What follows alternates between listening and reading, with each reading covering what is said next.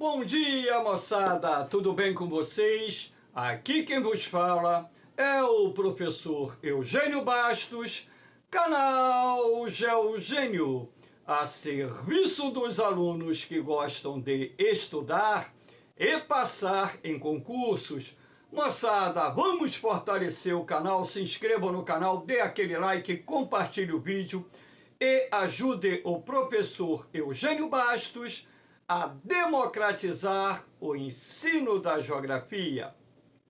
Moçada, no nosso encontro de hoje, eu irei falar sobre a contraofensiva ucraniana de 2023, iniciada de acordo com alguns analistas na última semana. Lembrando que essa aula está sendo gravada no dia 11 de junho de 2023.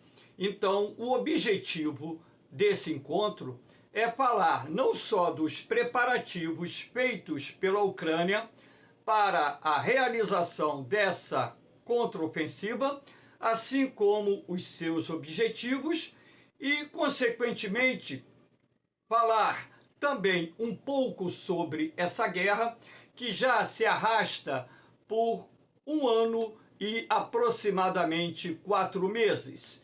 Espero que vocês gostem do nosso encontro. Havendo qualquer dúvida, deixe a sua pergunta na parte dos comentários, que eu terei o máximo prazer de respondê-la.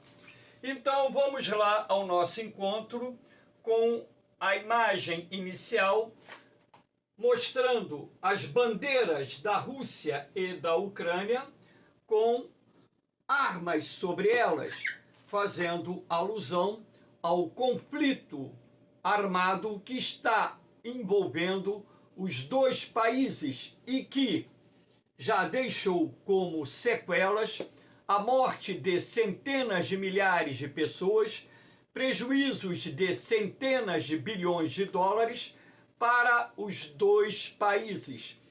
Então, moçada, lembrando que esse conflito teve início no dia 24 de fevereiro de 2022.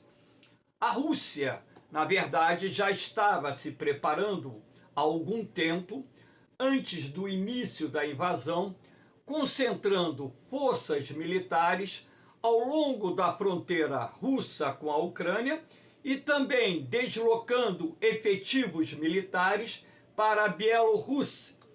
Então, quando a guerra teve início, no dia 24 de fevereiro de 2022, os analistas acreditavam que seria uma guerra relâmpago, pois a Rússia é uma grande potência militar, a segunda maior potência militar do planeta, ficando atrás somente dos Estados Unidos, e acreditava-se que em cerca de um mês o exército russo iria dominar a Ucrânia, iria depor o governo do presidente Zelensky e nomear um presidente alinhado à geopolítica russa.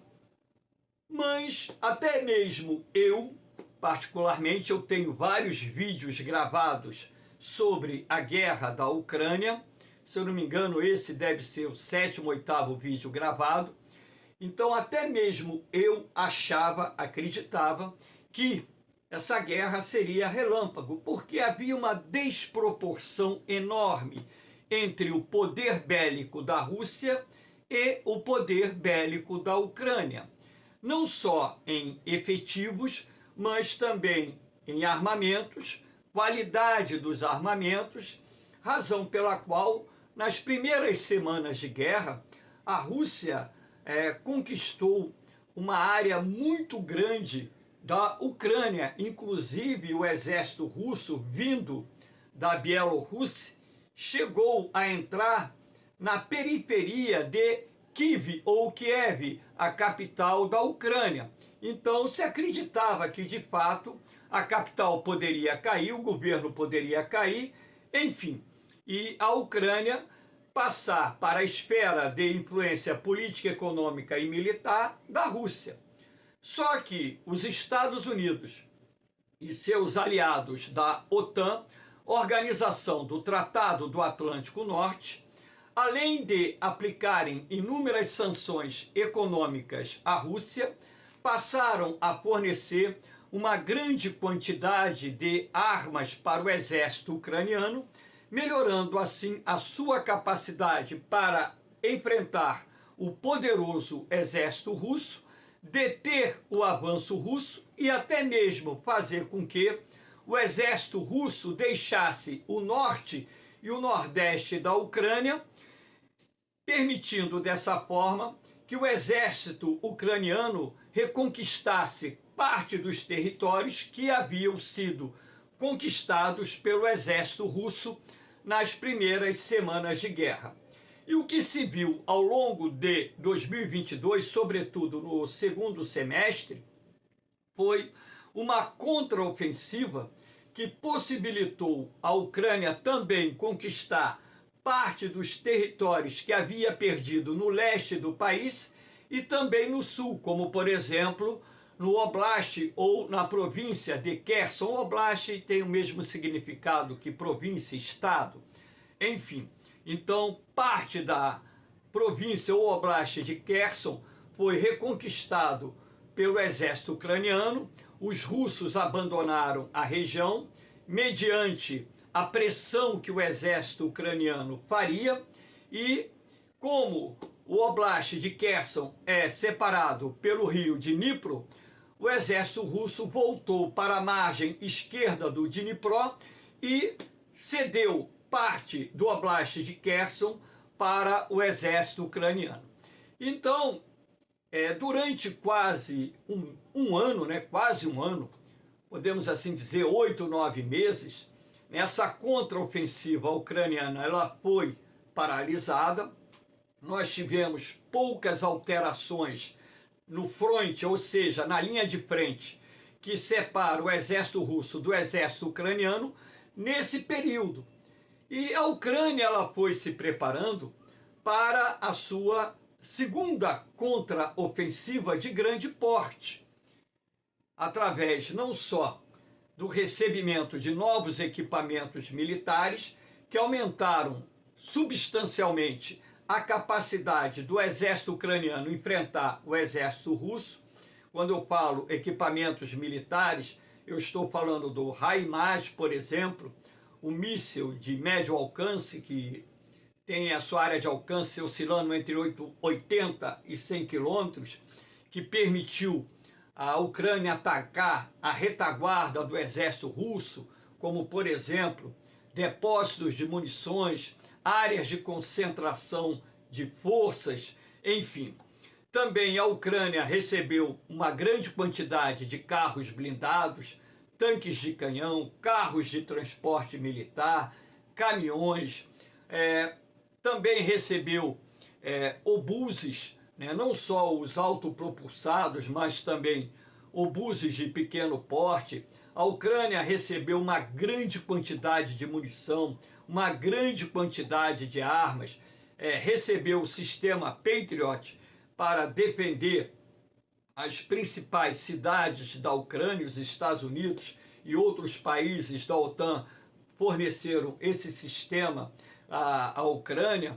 A Ucrânia recebeu vários tipos de mísseis antiaéreos para deter a ação da Força Aérea Russa e impedir que eles tivessem a supremacia aérea em território ucraniano.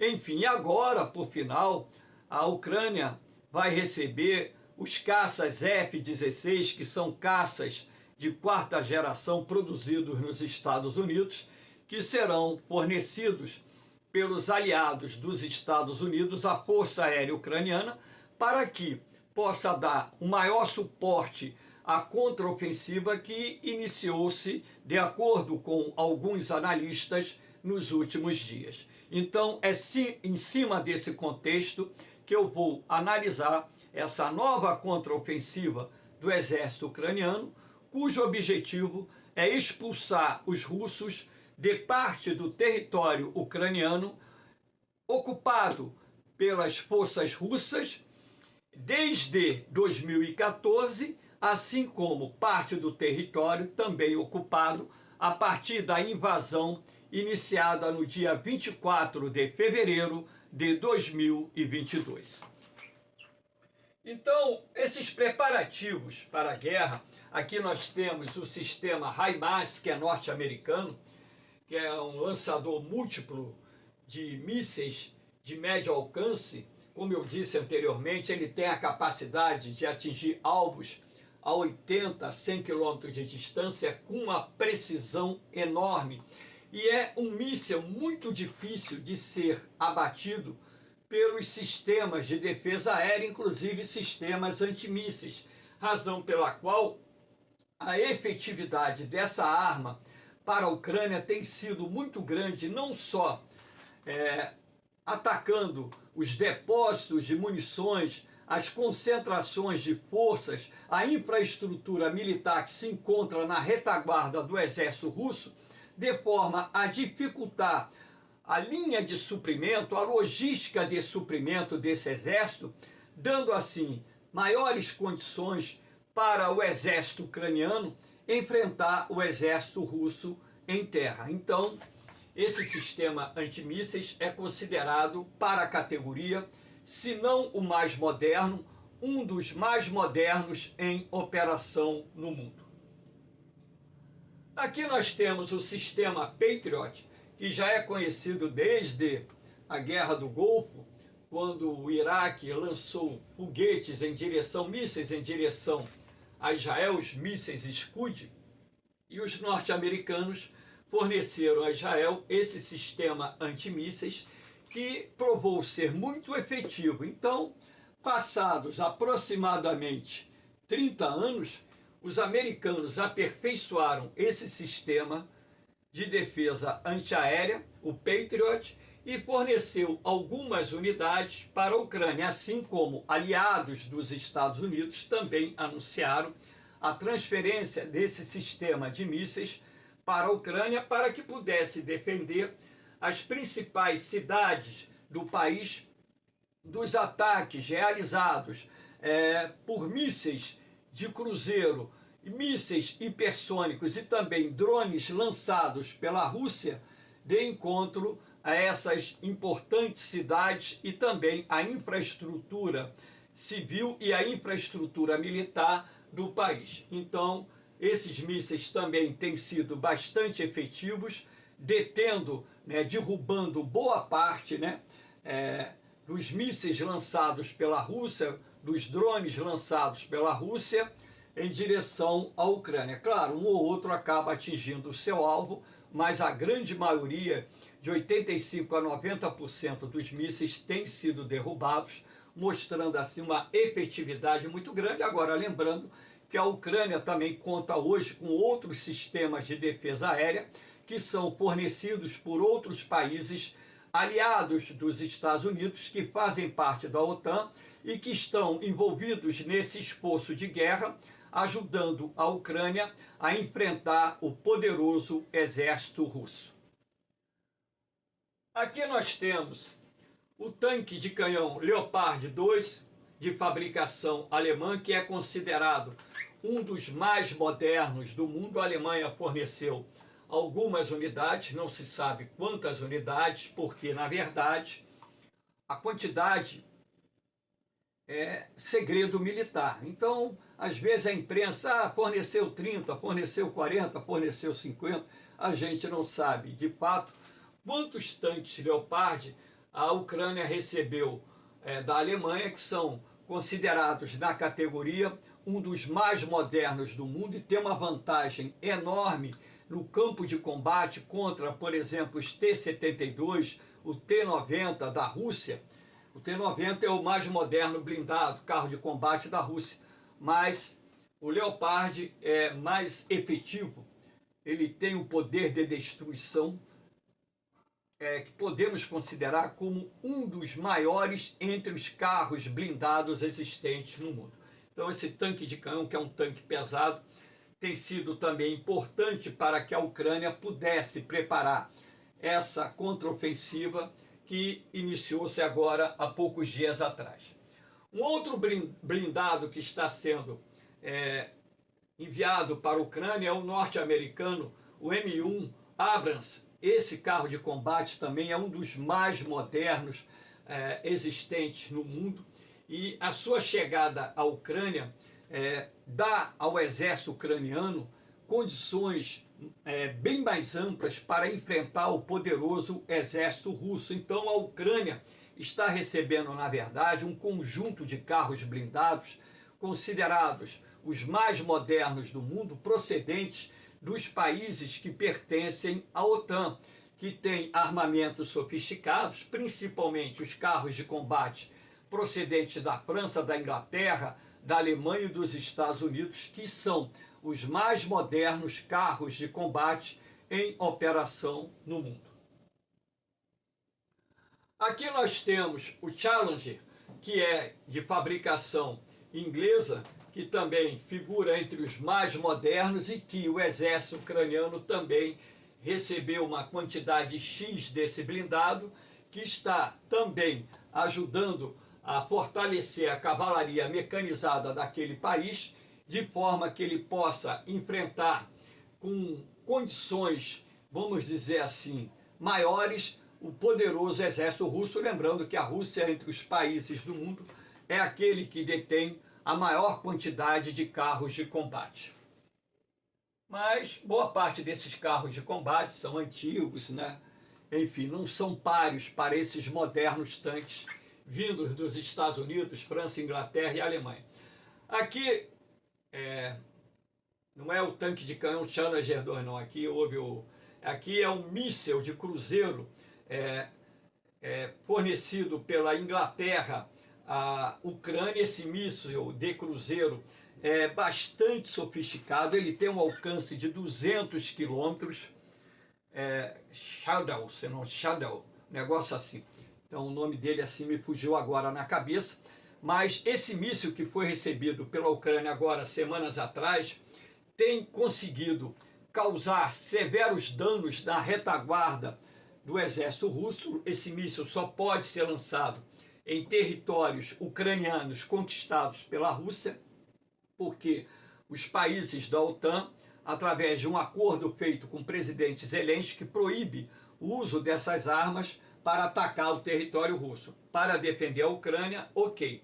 Esse míssil britânico tem uma efetividade enorme e tem sido utilizado, Shadow, negócio assim, tem sido utilizado para atacar pontos-chave da retaguarda militar da Rússia em território ucraniano, e sendo assim obtendo uma efetividade muito grande na destruição de depósitos militares, centros de comando, centros de concentração ou áreas de concentração de forças, de maneira a minar o exército russo em território ucraniano, reduzindo assim a sua capacidade operacional e dando maiores condições para que o exército ucraniano possa atingir os seus objetivos, ou pelo menos parte dos seus objetivos, nessa contraofensiva iniciada alguns dias atrás. Aqui nós temos obuses autopropulsados. Vários países, não só os Estados Unidos, mas vários países da OTAN estão fornecendo esses equipamentos ao exército ucraniano. Esses obuses na linha de frente também são importantes para atacar as concentrações de força do exército russo e também poder aumentar a efetividade da contraofensiva do exército ucraniano, que está nesse momento já conseguindo obter alguns resultados, alguns avanços importantes, significativos, em áreas que estavam sendo controladas até pouco tempo atrás pelo exército russo. Deu uma pulada aqui, perdão. Os caças F-16, os Estados Unidos em si não irão fornecer esses caças à Força Aérea Ucraniana, mas permitiu que seus aliados da OTAN forneçam. Então, a Ucrânia vai receber, se é que já não recebeu, seus pilotos inclusive estão recebendo treinamento de pilotagem do F-16, que é um caça de quarta geração, que consequentemente vai agregar uma capacidade à Força Aérea da Ucrânia para enfrentar os jatos de combate produzidos e utilizados pela Força Aérea da Rússia. Lembrando que se os Estados Unidos, eu não sei como vai ser o pacote de ajuda, permitiu que os seus aliados forneçam os mísseis ar-ar, aqueles que se diz assim, dispara e esquece, que são mísseis que têm alcance de 200, 300, 400 quilômetros. Então, se esses aviões vierem dotados desses mísseis de médio e longo alcance, mísseis ar-ar, então, a partir do momento em que é identificado um avião russo, ainda em território russo, ou em território ucraniano ocupado pela Rússia, e um caça de interceptação parte na sua direção, ele pode disparar esse míssil a centenas de quilômetros de distância, que o míssil vai exatamente no seu alvo. Então, são mísseis com uma efetividade para derrubar aeronaves inimigas enorme, e isso também aumenta muito a capacidade da Força Aérea Ucraniana responder os ataques exercidos pela Força Aérea da Rússia, que, lembrando, tem evitado entrar no espaço aéreo ucraniano por causa das baterias antiaéreas que existem hoje em território ucraniano, mísseis antiaéreos com grande efetividade, que já causaram um prejuízo enorme à Força Aérea da Rússia. Aqui nós temos a invasão de Belgorod. Qual foi o objetivo dos dissidentes russos? Porque existe lá na Rússia muita gente que apoia a Ucrânia. Então, isso gerou forças paramilitares que estão guerreando do lado do exército ucraniano contra o exército de Vladimir Putin. Então, alguns dias atrás, essas forças paramilitares russas invadiram a região de Belgorod com o objetivo de desviar a atenção do exército russo ou do comando militar russo, que foi obrigado a deslocar parte dos seus efetivos militares que estavam em território ucraniano para enfrentar essa força paramilitar que invadiu a região de Belgorod e permaneceu ali durante alguns dias. Então, a partir do momento em que eles conseguiram desviar o foco de atenção do comando militar russo, do exército russo, para a região de Belgorod, isso, de certa forma, facilitaria o início da contraofensiva, por exemplo, na província de Donetsk. Enfim, lembrando que essa força paramilitar já deixou Belgorod, cumpriu a sua missão, que foi desviar o foco de atenção do comando militar da Rússia.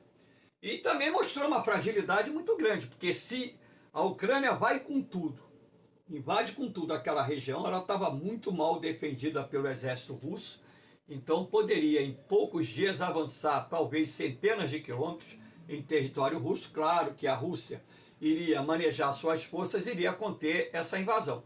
E também esse exército estaria mais vulnerável à força aérea russa e seria algo problemático se manter em território russo. Aqui nós temos os ataques a depósitos de munição russos, imagens, né? Diariamente são destruídos vários depósitos de munições, são destruídos centros de comando, são destruídos centros de aglomeração de forças do exército russo, enfim. Então, durante semanas e semanas, durante alguns meses, o exército ucraniano foi minando com esses ataques realizados principalmente com HIMARS, em segundo lugar com drones, a essas áreas consideradas estratégicas para a manutenção do fronte do exército russo, de maneira a enfraquecer a capacidade da logística militar da Rússia, criando as condições para que, quando se iniciasse a contraofensiva, o exército ucraniano lograsse êxito. Aqui nós temos a destruição da barragem de Kakhovka. Essa barragem de Kakhovka, ela foi destruída agora nessa semana, e os ucranianos acusam a Rússia de ter destruído essa barragem, que causou inundação em várias cidades que se encontram às margens e na foz do rio Dnipro. Então, por que a Rússia fez isso? Porque a contraofensiva ucraniana estava prestes a começar. Então, a destruição dessa barragem causaria um dano muito grande que iria desviar a atenção do governo ucraniano para atender às vítimas das inundações provocadas pela destruição da barragem. Só que, em tese, o tiro saiu até em parte pela culatra, porque a área que foi mais afetada foi justamente a área ocupada pelo exército russo no Oblast de Kherson. Então, isso causou prejuízos, causou morte de pessoas, animais, prejuízos econômicos, muitos dos quais irreparáveis, sim, mas a ideia da Rússia dentro desse contexto foi desviar o foco de atenção do governo ucraniano e impedir que uma contraofensiva a partir de Kherson, a parte de Kherson ocupada pela Ucrânia, pudesse se desenrolar dentro daquela área. Aqui nós temos o início da contraofensiva, partindo aqui de Zaporígia. Então, nesses últimos dias, o exército ucraniano, olha aqui você tem a barragem de Kakhovka, que foi destruída, e consequentemente causando aí um problema seríssimo para a Ucrânia. Mas agora, nos últimos dias, o exército ucraniano já conseguiu reconquistar uma parte considerável dessa região, porque o objetivo central nesse primeiro momento é conquistar Melitopol, que é um importante centro logístico do exército russo em território ucraniano ocupado pela Rússia. Então, nós temos aqui o início da contraofensiva nessa região, e nesses dias que sucederam o início dessa contraofensiva, os ucranianos conseguiram avançar de forma considerável nessa área. Aqui nós temos também a contraofensiva de Kherson. Então aí vocês vão entender o porquê da Rússia ter destruído a barragem de Kakhovka, justamente para impedir que o exército ucraniano atravessasse o rio Dnipro. Aqui está Dnieper, mas o ucraniano ele pronuncia Dnipro.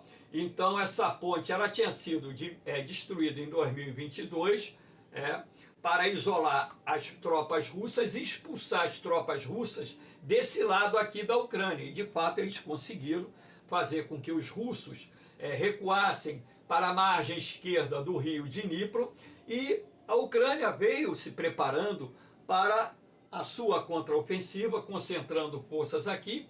Então, os russos, por acreditarem que essa contraofensiva ela ocorreria nessa região de Kherson, até mesmo porque tem conexão com a península da Crimeia, que o governo ucraniano quer retomar por considerar território ucraniano, lembrando que a península da Crimeia foi incorporada à Rússia em 2014.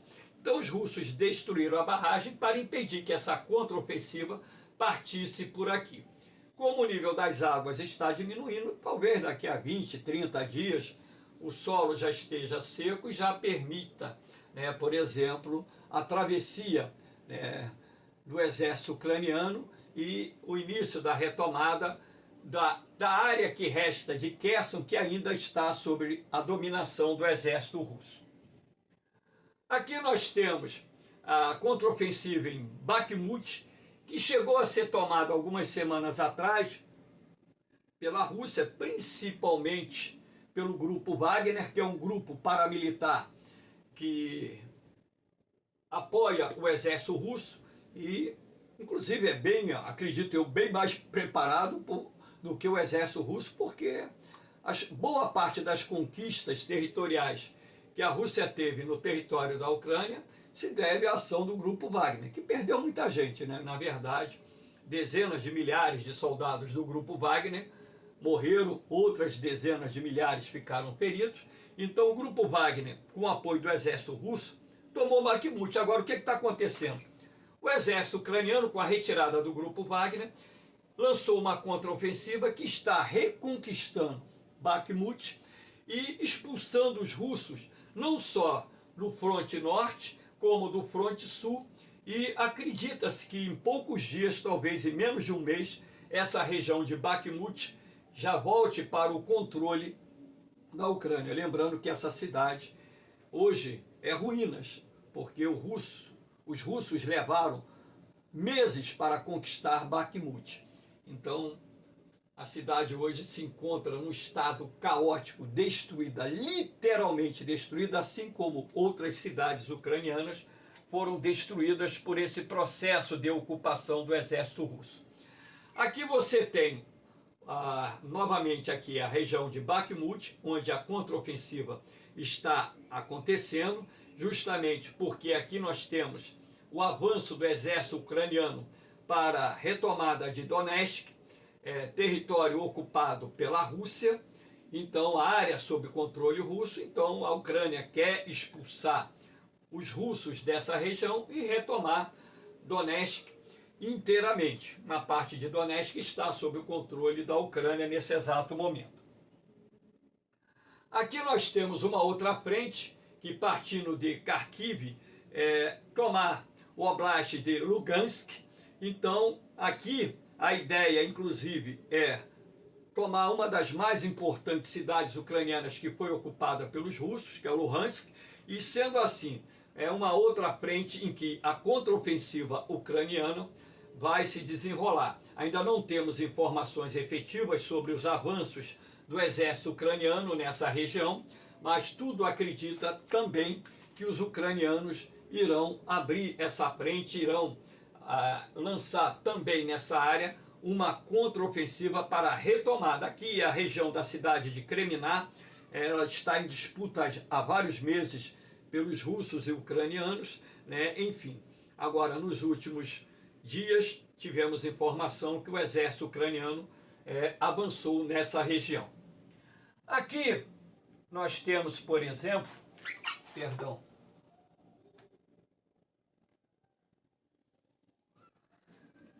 um resumo das perdas russas na guerra.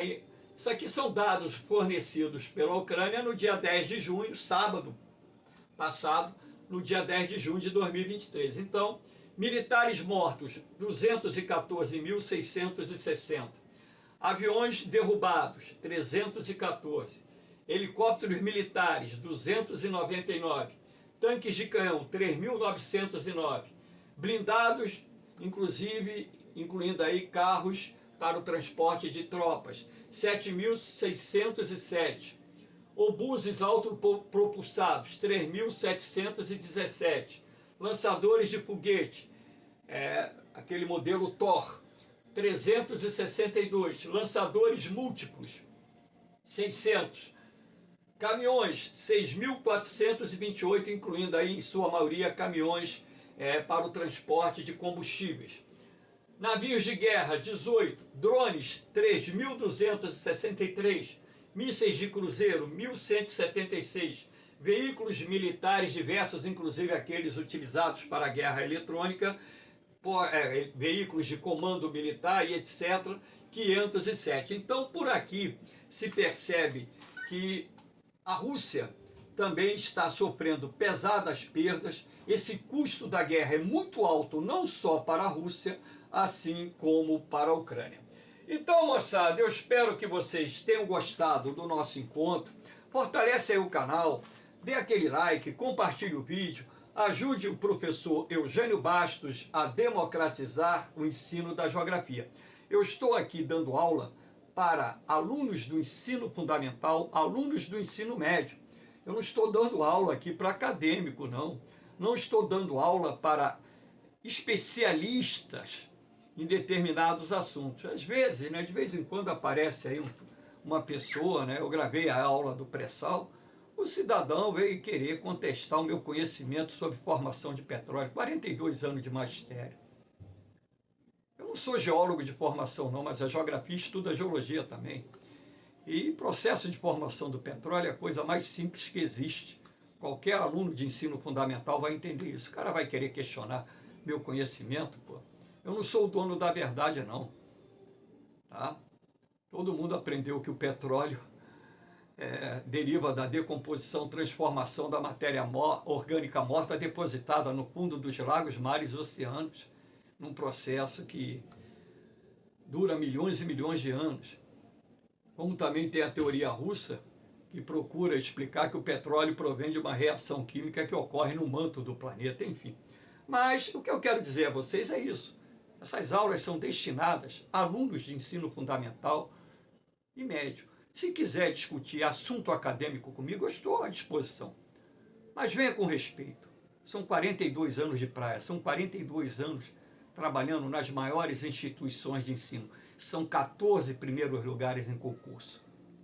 Eu não caí de paraquedas no magistério. 14 primeiros lugares em concursos. Não sou melhor do que ninguém. Sou um professor humilde que forneço material de graça para os meus alunos. Gravo aula sem objetivo econômico. O canal Geogênio não é monetizado. Quando for monetizado, tudo aquilo que o YouTube passar para o meu nome será doado para instituições de caridade, porque eu não quero um centavo. Eu faço isso para ajudar aqueles que estão se preparando para concursos. O mínimo que eu exijo é respeito com o meu trabalho. Se eu falar alguma coisa errada, você tem até o direito de me corrigir. Claro. E eu aprender, porque eu não sou dono da verdade também. Agora, com respeito, não querer dizer que eu não sei, estou ensinando errado o processo de formação do petróleo. Vai plantar banana, porra. Então, moçada, é isso aí, desculpa aí o desabafo, mas se esse cidadão, que nem é seguidor do canal, assistir essa aula, ele vai saber que é direcionada para ele, tá? Deve ser o papai sabe tudo. Então, moçada, um beijão no coração de vocês, um forte abraço, fiquem com Deus, eu vou, mas eu volto, hein?